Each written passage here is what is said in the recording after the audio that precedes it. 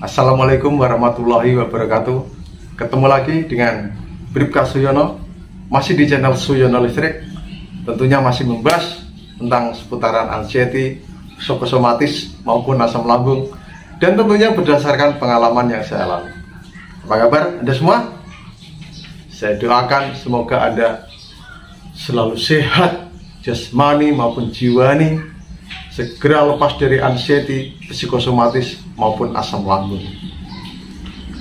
Oke, yang baru bergabung, yang baru menemukan channel saya ini, silahkan Anda lihat video saya yang sebelum-sebelumnya. Gitu. Ingat ya, Anda, ciri khas penyembuhan saya adalah istighfar, zikir, meditasi, relaksasi, olah rasa, olah nafas, olahraga. Nah, temukan video saya itu ya. Jadi jangan malas ya, jangan malas nonton video saya. Serta selain itu adalah yang namanya ikhtiar insani dan ikhtiar ilahi. Ikhtiar insani ya, Anda butuh seorang motivator, butuh motivasi, butuh seorang dokter ya atau tidak begitu. Terus ikhtiar ilahi Anda yaitu dekatkan diri Anda sama Tuhan. Nah, itu karena apa? Psikosomatis itu adalah sakit pikiran. Pikiran kita itu terlalu berpikir yang tidak ya, was-was dan sebagainya itu ya. Kita pokoknya itu apa-apa itu gimana ya, kalau orang psikosomatis ya takut, cemas dan sebagainya ya itu.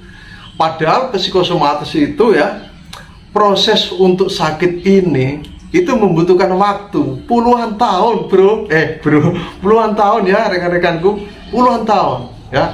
Jadi kalau sudah prosesnya lama, tentu sembuhnya juga tidak bisa instan gitu ya. Itu yang perlu Anda pahami.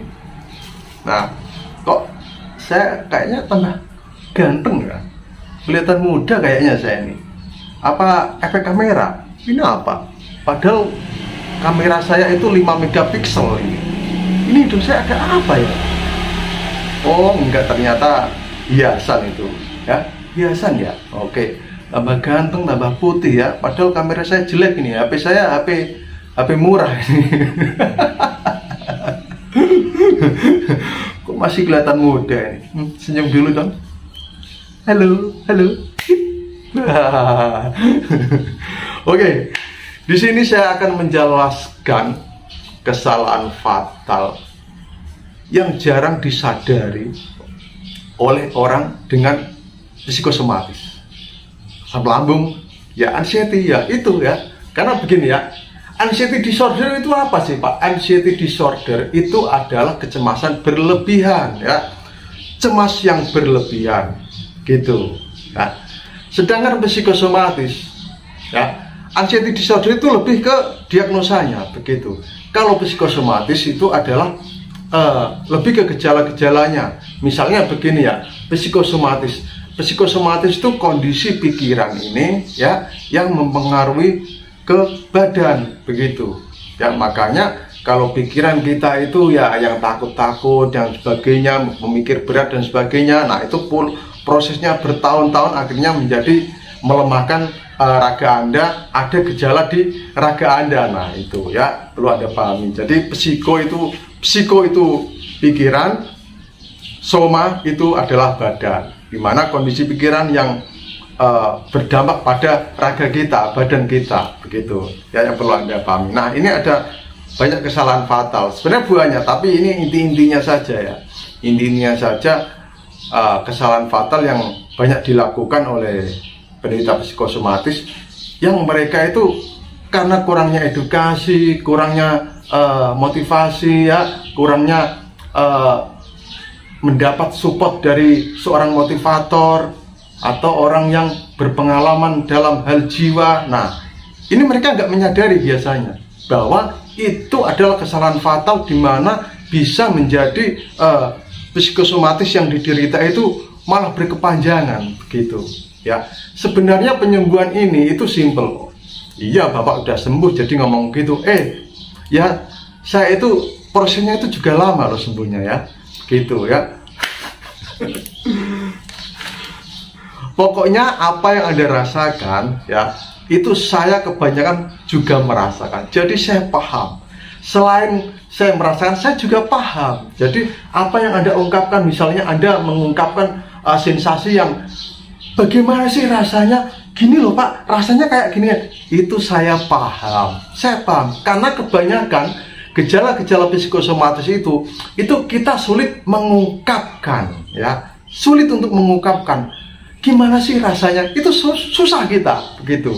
Dan orang yang tidak pernah kena itu tidak akan memahami rasanya bagaimana, tidak akan tahu mereka, gitu, ya. Yang mengerti dan memahami itu adalah ex atau mantan penderita anxiety psikosomatis maupun asam lambung, ya. Saya yakin mereka tahu, paham yang apa yang Anda rasakan, gitu, ya. Tentunya di sini kita juga tidak mengabaikan seorang dokter, ya, tenaga medis, gitu, terutama psikiater, gitu, karena mereka itu juga melakukan penelitian dari orang-orang yang mereka rawat. Begitu, ya. Dokter kan memang beliau tidak merasakan, belum pernah merasakan, tetapi mereka semua itu melakukan penyelidikan, gitu, ya, gitu. Nah, oke, kesalahan fatal yang pertama adalah ya, Anda catat, ya, Anda catat. Anda silakan sediakan alat tulis, ya, alat tulis ATM, ya. ATR, alat tulis rumah. Yang pertama adalah sering bengong, melamun, meratap, mengeluh. Tentunya mengeluh yang negatif. Nah, contohnya begini, ada sering bengong. Kalau sudah bengong kan akhirnya melamun. Orang melamun itu jarang berkedip. Panca inderanya itu kebanyakan tidak bisa merespon, ya. Telinga, mata, hidung itu tidak merespon, ya. Bengong, melamun gini. Ada suara apa tidak dengar, ya. Melihat apa di depannya tidak bisa melihat, ya. Ada bau misalnya yang busuk-busuk, enggak menciumnya, begitu. Nah, itulah orang dengan yang selalu bengong, melamun. Panca inderanya tidak bisa merespon, ya. Tidak bisa merespon. Jadinya apa yang terjadi? Yaitu pikiran kosong, ya. Makanya kadang terasa di dunia lain, di alam mimpi, rasa tidak nyata. Nah, mata blur. Nah, ini kenapa? Yaitu mata blur itu bisa disebabkan karena sering Anda pegang HP juga bisa, ya. Nah, sudah tahu kenapa psikosomatis, main HP, TikTok, scroll sana, scroll sini sampai begini, ya, gitu. Jadi yang bisa Anda lakukan kalau Anda bengong, melamun, itu alangkah baiknya Anda langsung mengalihkan. Jangan bengong, jangan melamun. Gampang. Itu caranya gampang. Biar Anda, kan orang melamun tidak menyadari. Wah, tidak bilang gini, wah saya mau melamun saya mau bengong Tidak. Mereka itu kebanyakan, saya tahu karena saya ya alami itu, ya. Ini Anda tonton sampai selesai, ya. Ini penting sekali, ya. Karena melamun itu begini. Melamun itu tidak kita sengaja. Yang menyuruh melamun itu siapa? Nah, tidak ada kan. Orang lain nggak ada yang menyuruh Anda untuk melamun, nggak ada kan. Yang menyuruh melamun itu pikiran Anda, gitu. Masa saya mau melamun, mana ada, saya mau bengong, enggak, tiba-tiba aja. Nah, itu kalau Anda sering bengong, ya, Anda bisa, yang pertama adalah selalu berkedip, ya. Karena orang bengong itu tidak berkedip dia, ya. Nah, sekarang alangkah baiknya Anda, ya, berkedip, jangan menunggu mata Anda berkedip sendiri. Kalau bisa bantu, berkedip. Nah, jangan terlalu terarah pada satu pandangan. Nah, yang kedua, ya, jangan selalu memandang pada satu pandangan, satu aja itu, gini. Nanti Anda akhirnya akan melamun, gitu, ya. Nah, muka Anda nih, ya, ini saya bentuk perhatian sama Anda, ya. Jangan bosan melihat saya, bentuk perhatian sama Anda, ya. Melamun, ya. Kalau Anda ikuti terus, sudah bengong Anda. Bengong, akhirnya panca indera itu tidak merespon. Yang bisa Anda lakukan adalah, yang pertama adalah selalu kedipkan mata. Dan jangan memandang pada satu titik saja terus, gitu. Nah, walaupun saya pernah mengajari untuk terapi mata itu memandang satu titik, itu untuk terapi mata, tetapi kan itu tidak dilakukan setiap hari begitu. Maksudnya tidak dilakukan terus menerus, paling sehari cuma berapa kali gitu. Nah, ini jadi selalu bantu mata Anda untuk berkedip. Dan jangan memandang sama satu pandangan aja. Alihkan terus. Nanti Anda tidak akan bisa melamun. Terus ada cara yang ketiga, Anda sering istighfar, zikir, astagfirullahaladzim, astagfirullahaladzim, astagfirullahaladzim, astagfirullahaladzim. Berkedip ya. Nah, itu untuk melamun itu biar tidak pikiran Anda biar tidak menyuruh Anda untuk melamun gitu ya. Itu. Nah, itu rahasia. Ini ilmu kelas tinggi loh ya. Anda harusnya bersyukur bisa menemukan channel saya. Itu meratap, mengeluh. Nah, meratap ini bisa aja ingin berontak. Kenapa sih kok saya? Kenapa saya? Padahal saya masih punya anak kecil. Padahal saya ini hamil. Kenapa Tuhan kok memberi sakit ini sama saya? Kenapa? Dan kenapa? Nah, banyak membuat pertanyaan tanpa mencari satu jawaban. Introspeksi diri saja itu yang dibutuhkan. Kalau Anda ingin meratap terus berontak, introspeksi diri. Saya juga introspeksi diri karena kelakuan saya juga nggak benar dulu ya. Wah gitu. Terus mengeluh. Nah, ini mengeluh boleh saja ya. Mengeluh sama pasangan Anda. Tapi kalau sering, nah itu bisa berdampak negatif pada diri Anda. Begitu. Kalau Anda mengeluh sama Allah, boleh Pak mengeluh sama Allah? Boleh. Siapa bilang nggak boleh? Saya sudah bertanya sama Ustadz, sama Pak Yai, sama guru saya ya. Nah itu mengeluh, ya Allah, aku merasakan begini ya Allah. Tolong ya Allah, segerakan sembuhkan saya ya Allah. Ya Allah, aku tahu ini adalah ujianmu ya Allah. Aku tahu Engkau mengujiku ya Allah. Ujilah saya dengan kemampuan sesuai kemampuan saya ya Allah. Begitu ya, saya akan sabar menghadapi ujian ini ya Allah. Begitu ya, mengeluh yang positif, mengeluh sama Allah. Ingat ya, 80%, 70-80% di badan kita itu adalah cairan ya, darah, air dan sebagainya. Ada suatu penelitian, ada 2 gelas yang berisi air. Yang gelas pertama dibacain doa-doa ya, dikasih kata-kata yang positif. Gelas yang kedua diumpat-umpat dengan omongan yang dengan keluhan-keluhan, diumpat sampai kebun binatang untuk keluar semua dan sebagainya gitu ya. Setelah diadakan penelitian, air yang dikasih doa-doa, dikasih kata-kata yang positif, setelah dilakukan penelitian di laboratorium tentunya, airnya mengkristal jernih gitu, lebih jernih lagi. Terus gelas yang kedua yang diisi dengan umpatan, diisi air sih, tetapi dikasih umpatan-umpatan itu. Setelah diadakan penelitian di laboratorium, airnya itu mengeruh. Padahal awalnya itu sama-sama air jernih gitu. Nah, apa yang bisa kita ambil dari sisi itu? Ya, tubuh kita itu kan banyak air. Alangkah baiknya kalau kita memberikan sugesti yang positif, ya, mengucap semua yang positif, ya, istighfar, zikir kalau muslim ya, kalau non muslim silakan sesuai agama Anda masing-masing. Nah, itu akan direspon oleh air jernih, ya, gitu, ya. Itu enak sekali Bapak ngomong, ya enak dong. Kalau saya ada seminar apa, saya ingin jadi narasumber sebenarnya, tetapi dari segi pengalaman saya, tidak dari segi ahli medis begitu ya.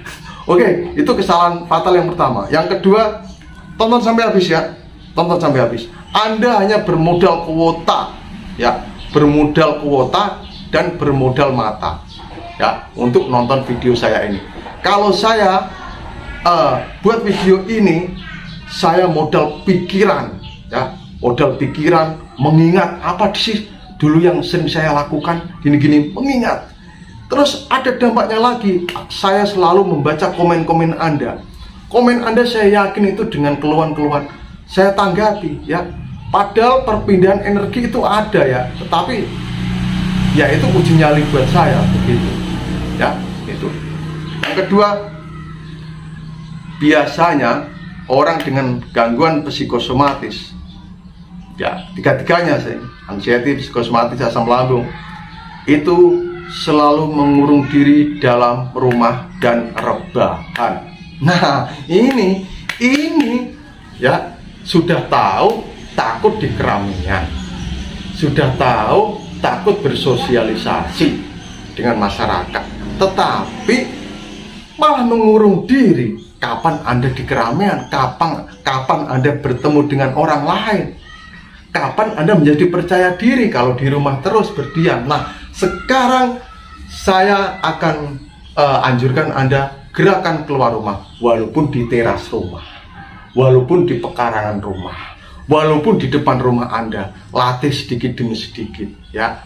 Setelah itu nanti lebih jauh lagi, lebih jauh ditemani dulu, setelah itu sendiri-sendiri. Nah, itu ya, latih itu pelan-pelan, ya, begitu, sabar, begitu, nikmati prosesnya, gitu, ya. Itu ini nggak perlu saya bahas lah panjang-panjang karena sering saya bahas ini, rebahan, terus mengurung diri. Nah, terus yang ketiga, selalu mengikuti sensasi yang akhirnya malah menjadikan itu cemas dan takut, ya. Akhirnya karena sudah cemas dan takut, sensasi yang lain itu berdatang, gitu. Misalkan, ya, Anda merasakan kedutan aja itu padahal kedutan yang Anda rasakan itu Anda berpikirnya sudah yang lain, banyak itu, ya. Satu kata, satu rasa, kedutan. Nah, itu bisa menjadi, wah, jangan-jangan saya sakit ini, jangan-jangan saya sakit ini, jangan-jangan ini, jangan-jangan, dan jangan-jangan. Nah, itulah kesalahan fatal yang banyak dilakukan, termasuk saya dulu juga begitu, ya. Terus bagaimana caranya, Pak? Kalau ada kedutan atau Anda merasakan sempoyongan kelingan itu, tenang saja, ya. Memang itu sensasinya, gitu. Terus mau apa lagi? Semua penyakit kan ada gejalanya. Kalau misalkan orang sakit, misalnya sakit flu, ya, pasti keluar lendir, agak batuk sedikit, ya, terus hidung mampet. Nah, ya, masa Anda akan begini, flu ini bikin hidung mampet? Emang flu bikin hidung mampet? Flu ini bikin banyak lendir di hidung saya? Memang flu bikin banyak lendir di hidung. Ini flu bikin saya batuk? Memang, ya, itu gejalanya. Itu, gitu, ya. Itu yang perlu Anda ketahui. Jadi, misalkan Anda merasakan sensasi yang anxiety psikosomatis, ya, nanti ada di deskripsi 58 sensasi yang saya rasakan. Nah, kalau merasakan itu, ya itu sadari aja. Kalau itu memang sensasinya, memang itu sensasinya, begitu, ya. Sambil Anda mengatur strategi. Bagaimana strateginya? Ada di video saya, sudah saya ungkapkan semua di video. Makanya yang baru bergabung silahkan cari. Dan yang subscriber saya yang lama, itu Anda lakukan tip-tip dari saya, ya. Jangan Anda dengarkan saja, begitu. Terus yang keempat, kurangi konflik keluarga. Nah, ini yang kebanyakan susah, ya. Karena apa? Dalam berkeluarga pasti ada suatu konflik, ya. Nah, ini harus pandai-pandai Anda menanggapi, menyelesaikan konflik itu. Kalau dihindari itu sebenarnya bisa, ya, bisa sebenarnya. Karena begini, orang kalau saat sakit itu justru banyak cobaannya. Misalkan pasangan Anda bosen sama Anda karena selalu mengeluh, bikin sakit gini aja terus, itu aja terus, ya, gitu. Ya, misalkan kalau pasangan Anda mendukung itu justru bagus, ya. Itu salut saya, ya, kalau pasangan Anda begitu. Nah, itu, ya. Kalau Anda yang laki-laki, ngalah saja. Karena Anda berdebat sama perempuan nggak bakal bisa menang ya. Anda berkata sekali ya, perempuan jawabnya itu udah 5 kali, 5 kata. Anda 1 kata, perempuan tuh 5 kata gitu ya. Itu perlu Anda pahami itu. Dan kalau Anda perempuan, kalau memang ego Anda tinggi dan sebagainya, ya sudahlah, Anda lebih sabar, mengalah begitu ya, mengalah ya. Lalu yang kelima, hindari konflik dengan teman maupun tetangga. Karena apa? Kenapa? Konflik sekecil apapun dengan tetangga, dengan teman, Anda hindari ya, hindari. Karena apa? Kalau sudah terjadi konflik, orang dengan ansitif psikosomatik kan sensitif ya, pasti itu mikirnya itu kejadiannya sekali, mikirnya itu bisa beribu-ribu kali, nggak bisa lupa itu. Saya yakin itu banyak yang itu ya. Itu tidak perlu saya bahas panjang-panjang karena saya juga pokoknya nggak perlu saya bahas dengan panjang-panjang ya. Yang keenam, terlalu responsif terhadap omongan orang. Nah, ini misalkan ada omongan orang yang menyinggung perasaan Anda, dibilang kurus lah, dibilang cemas lah, Anda terlalu responsif. Wah, pikir Anda, wah, mikir sampai tidurnya miring kanan, miring kiri, telentang, tengkurang, wah, gak bisa tidur, bisa kurus, kenapa, bisa cemas ini, kenapa, udah kacau pikiran Anda, itu, ya, itu memang susah untuk merespon, ya. Kalau kita emangnya orang yang responsif untuk merubah itu memang susah dan itu butuh waktu, gitu ya. Tetap sabar. Terus yang ketujuh, ya, belum bisa tenang. Nah, misalkan Anda merasakan panic attack ataupun sensasi yang lain, terutama panic attack. Biasanya orang kalau sudah kena panic attack itu inginnya ke UGD, termasuk saya. Tetapi setelah tahu ilmunya, saya kalau panic attack saya tetap tenang sambil atur nafas. Jangan olah nafas ya kalau panic attack, atur nafas. Sambil aromaterapi, mana aromaterapi saya nggak saya bawa. Aromaterapi Anda oleskan, ya, luruskan kaki Anda kalau duduk, ya, kalau rebahan, luruskan, pokoknya luruskan semua, ya, kendorkan. Kalau pakai yang ketat ini Anda kendorkan semua, gitu, ya, itu, ya. Sebenarnya hanya itu, atur nafas. Nanti jantung Anda yang berdebar dengan kencang nanti akan normal, gitu ya. Mohon maaf ini agak lama ya. Yang ke-8, kurang sabar. Nah, ini kebanyakan kurang sabar. Nah, itu. Jadi sudah saya sampaikan tadi, sakit ini prosesnya itu puluhan tahun ya. Jadi ya sabar gitu ya. Dan itu aja ya. Kalau Anda kurang jelas, silakan tanya di kolom komen. Nanti saya akan berusaha menjawab. Salam sehat dari Bri Prasetyono. Wassalamualaikum warahmatullahi wabarakatuh.